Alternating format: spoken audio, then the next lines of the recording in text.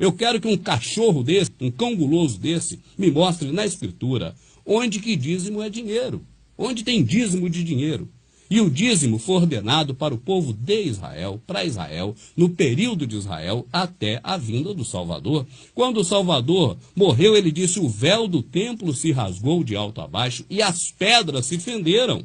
Mas esses cães gulosos só lê a primeira parte, dizendo que o véu se rasgou, não falam que as pedras se fenderam, para não derrubar o templo deles, onde eles te arrecadam muito dinheiro. Assista os nossos DVDs, meu amado. Você vai conhecer muito mais coisas de acordo com o que está escrito, e não com o que esses cães gulosos te ensinam, esses que são mais terríveis que a Globo, que te manipula, que te engana, porque a Globo acaba com a sua vida terrena, esses caras acabam com a vida espiritual. Esses são mais terríveis que os Illuminati colocam satélite para cair na tua cabeça, mas estes te jogam de cabeça no buraco, com seu entendimento ficando cauterizado, mente cauterizada, lavagem cerebral, extorquem teu dinheiro. Esses são mais terríveis que o diabo.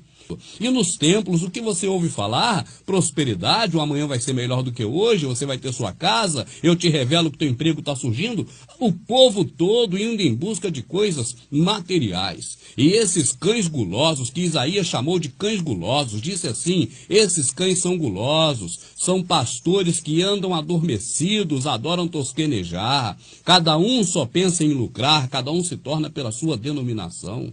Esses cães gulosos, que Isaías já denunciava na sua época, o seu profeta, são exatamente esses que te puxam para esses lugares, invertendo a escritura. Ide e falai é o contrário de vinde e escutai. Você está indo para escutar esses caras. Nessas sinagogas de Satanás está escrito: todo aquele que se diz judeus, tem práticas de judeus, imita judeus e não é judeu, é sinagoga de Satanás. Coisa de templo era coisa de judeu no passado, que ia naquele templo de Salomão. Os nossos servidores do Salvador mortos nas arenas, crucificados em Roma, atropelados por cavalos, esses que sofreram a vida toda por pregar a verdade e que, pasmem, foram exterminados, num período antes de Constantino, por Diocleciano, foram totalmente exterminados. Esses nunca frequentaram o templo, porque não participavam da safadeza daqueles homens do templo. Mas eles vão dizer: não, Pedro e João entraram no templo, sim, entraram. E no mesmo dia que eles disseram para aquele cara: não tem ouro nem prata, e que ele subiu no templo, eles pregaram. Quase 5.000 almas reconheceram que aquele lixo não servia para nada e saíram da denominação daquele povo. Tanto que os líderes lá daquela religião prenderam os dois, deixaram os dois presos e julgaram e iam matá-los se eles não fossem libertos pelo próprio Criador. Assim, amado, leia a Escritura que ninguém te engana, porque esses homens que estão aí, eles não estão preocupados em te falar a verdade, nem do que está acontecendo e nem das coisas da Escritura, mas eles mentem terrivelmente. Quando eles dizem: não deixai vossa congregação, como é costume de alguns, leia o texto todo e vai ver que Shaul, Paulo, está falando para você não largar a graça, ou seja, a nova aliança, e voltar para a lei de Moisés e fazer prática da lei de Moisés como dízimo, porque o dízimo é lei de Moisés, você não sabia? Está escrito: porque pela lei de Moisés, apenas os levitas têm direito de tomar o dízimo, embora todos os judeus lá tenham nascido do lombo de Israel, todos os hebreus. Agora eu pergunto: seu pastor é hebreu, ele nasceu direto daquela nação? Ele é judeu, ele é alguma coisa disso? Somente os levitas tinham direito de tomar o dízimo segundo a lei de Moisés. Dízimo é lei de Moisés, porque o próprio Satanás, quando esteve no deserto, ele sugeriu ao Salvador que se atirasse lá embaixo. Mas esses homens, na época do Salvador, pegaram o Salvador dentro da sinagoga, arrastaram até um alto do monte e tentaram jogar o Salvador lá de cima até embaixo. Só não conseguiram, a Escritura diz que é porque não era chegada a hora. Assim eles demonstram que são piores que Satanás. Qualquer hora, quando eles caírem nas garras de Satanás, eu temo de saber o que Satanás fará com esses homens, porque eles têm mentido muito, colocado muito a culpa no Satanás e feito coisas piores do que os próprios Satanás. E o que eu fico mais triste é que enquanto tudo isso está acontecendo, as pessoas estão caminhando para um templo de pedra, embora tenha lido 1000 vezes na Escritura que o templo somos nós, o Espírito habita em nós, sabendo que o Salvador derrubou aquele templo, que ele não tinha nem onde reclinar a cabeça, quanto mais uma casa, e que isso efetivamente não é casa do nosso Salvador. Assim as pessoas esquecem que só há um pastor, um só é o nosso pastor, e esse é o Salvador. As pessoas esquecem que só há um mediador entre o Criador e o homem, o Salvador, homem. E vão atrás de líderes religiosos, vão atrás de pastores mentirosos, de pessoas que enganam os outros a troco de dinheiro, não lendo na própria Escritura que muitos seguiriam as suas dissoluções, pelos quais o caminho da verdade seria blasfemado. Não leram na Escritura que no final dos tempos surgiriam inúmeros falsos profetas e que enganariam a muitos, se possível for, enganariam até os escolhidos. E aí fico triste, porque muitos não são os escolhidos, porque estão se deixando enganar por essas pessoas. Não percebe que não são enganados os que estão no espiritismo, na Umbanda, na Quimbanda, em religiões esotéricas e outras religiões. Não, esses não estão enganados, esses sabem o que estão fazendo. Enganados são os que acham que estão servindo ao nosso Criador, mas servem ao homem. Que Criador é esse que fez o céu, a terra, fez toda essa maravilha e precisa do seu dinheiro para a obra dele continuar? Você não vê que isso não tem lógica? E a Escritura não apoia isso hora nenhuma. Não há nada que possamos fazer por ele hora nenhuma. Que Deus idiota é esse, que gosta que você fique batendo palmas, que fique cantando para ele e ele se alegra em ver você cantar? Esse não é o meu Deus. E eu creio que também não deva ser o seu, porque o meu Criador, aquele que deixou escrito para mim como me conduzir na Escritura, ele diz que ele nunca folgou com essas coisas. O que ele quer é a misericórdia, é o amor ao próximo. Naquele grande dia, ele vai perguntar assim: olha, eu tive fome e você me deu de comer? Eu tive sede e você me deu de beber? E você talvez dirá: não, mas eu estive na igreja, eu obedeci ao homem que você botou para poder eu obedecer, eu cumpri meus votos, eu dei o meu tudo, eu fiz o que eu podia lá pela igreja, eu fiz a sua obra, e ele dirá: apartai-vos de mim, maldito, que eu nunca vos conheci. Amado, o que você está servindo nesses locais não é o Criador. Essas coisas todas estão acontecendo, você está vendo que o fim está próximo. Do jeitinho que estava na Escritura está acontecendo. Espero que esse vídeo que você está assistindo seja mais um dos tantos vídeos de despertamento que nós temos colocado aqui no ar, para que você que está dormindo acorde e veja que estão te enganando feio. Vamos analisar alguns desses vídeos.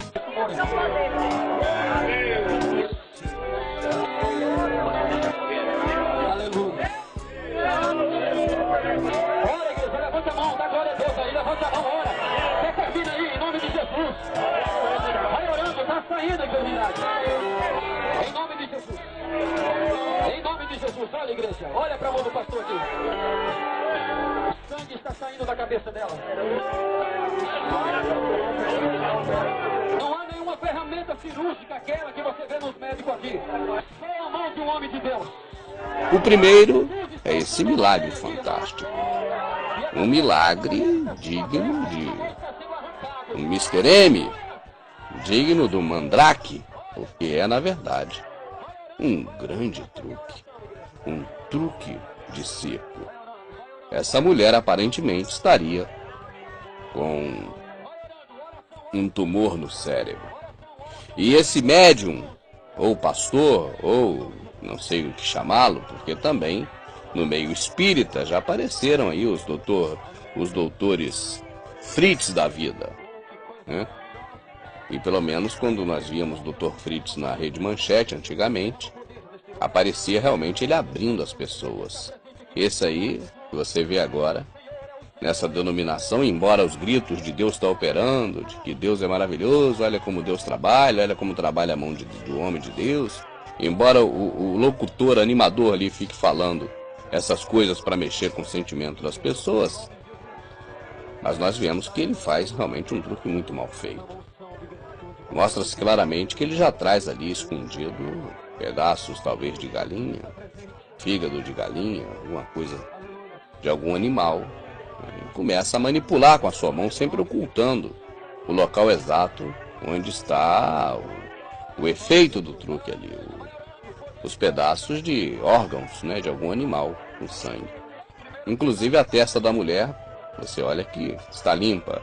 Daqui a pouco ele coloca uma casquinha de talvez um pedaço de fígado ali em cima, com sangue, e agora ele vai espremer aquele pedacinho de fígado que ele mesmo colocou ali, e agora já fica limpinha a testa da senhora de novo. Então é um truque até muito mal feito, vamos dizer assim.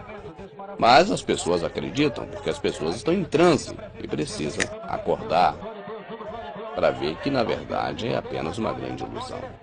Me posso ante ti. ¿Cómo se llama? Stephanie. ¿Es la única que tiene? Sí. Por ahora. Por ahora.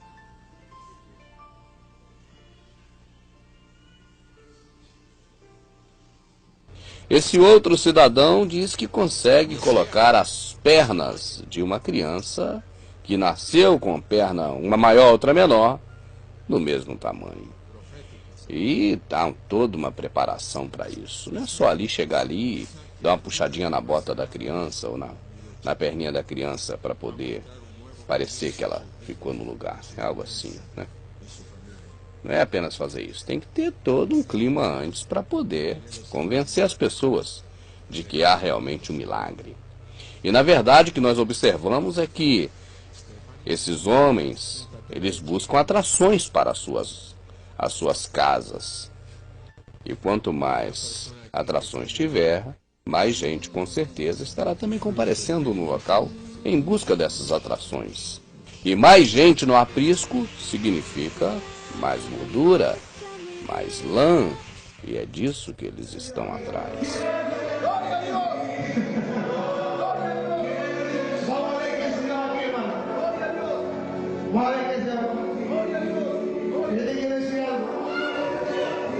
Yo creo que Dios puede hacer este milagro. Lo creo. Yo no sé qué va a pasar. Otra rama andaba aquí, avanzaba. ¡Gloria a Dios! Mira, Padre, esta noche la mesa de Dios. Esse grande homem de Deus, ele faz um truque que você pode fazer na sua casa. Esse é o mais simples de todos. Ele coloca a mão assim. E aqui ele vai chegar no lugar, chegou, é um milagre, é um milagre. É muita palhaçada, meu amado. Mas as pessoas estão em transe tão profundo, tem que fazer um assim, ó, para acordar. O transe é tão profundo, a receptividade da pessoa, ela está tão preparada, a pessoa está tão receptível.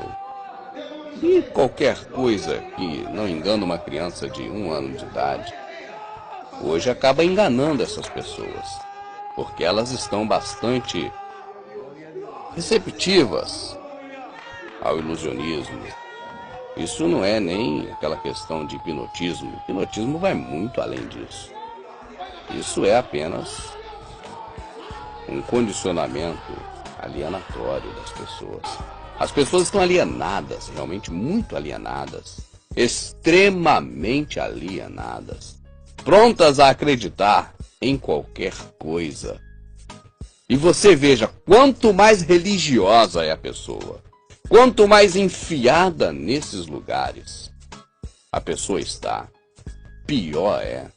Porque a pessoa fica mais suscetível, a pessoa fica mais pronta, mais receptiva para acreditar nesses números de circo que estão ocorrendo. 1, 2, 3. Gracias. É bem verdade que esses milagreiros estrangeiros, esses latinos, eles estão fazendo escola. E os brasileiros estão aprendendo também métodos de fazer ilusionismo, fazendo esse circo todo e tentando dessa forma também tirar algumas semíramis das pessoas.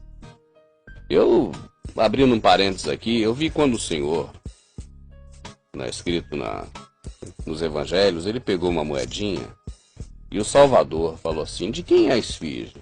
De quem é a cara? Não é de César. Então dá a César o que é de César e dá a Deus o que é de Deus. O dinheiro, o Salvador disse que é para dar a César e não a Deus. Mas nesses lugares que esses homens dizem que é casa de Deus, eles só pedem o que é de César. O dinheiro foi fabricado pelo homem. O dinheiro é do homem. O homem fabricou o dinheiro. De Deus são as coisas que o homem não fabrica. O ar que você respira, o homem não fabrica. A comida que você come, que a terra dá, essa o homem não fabrica. Essa é Deus que fabrica. O louvor que você pode dar a Deus, a obediência que você pode dar a Deus, o homem não fabrica. É infabricável pelo homem. Isso não é do homem, é de Deus. Então devemos dar a Deus o que é de Deus e dar ao homem. Pagar as dívidas, comprar as coisas, pagar impostos, fazer o que for. Mas dar isso aqui para o homem e não